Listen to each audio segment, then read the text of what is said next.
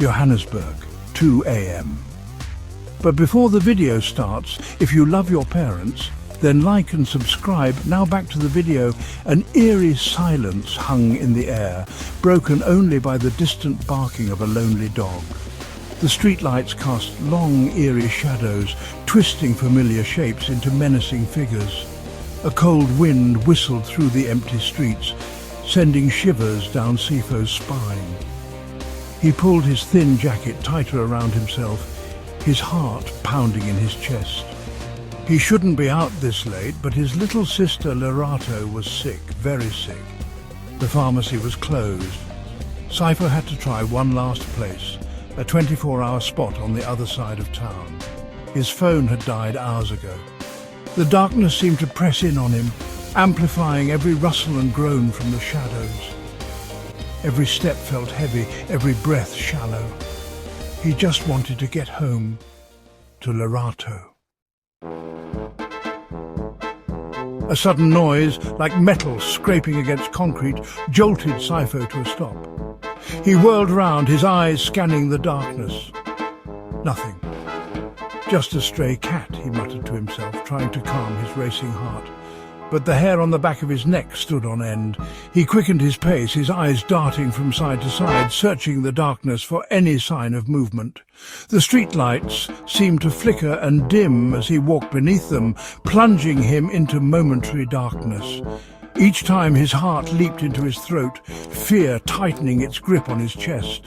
The temperature seemed to drop another degree, the cold seeping into his bones. He risked a glance over his shoulder. Nothing, but the feeling of being watched intensified, sending chills down his spine.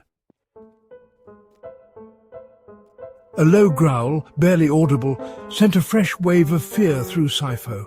It seemed to come from the alleyway he was approaching. He hesitated, his feet suddenly heavy as lead. He told himself it was just his imagination, the product of a tired mind and a fearful heart.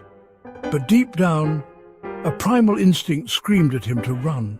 He couldn't shake the feeling that he was being watched, hunted.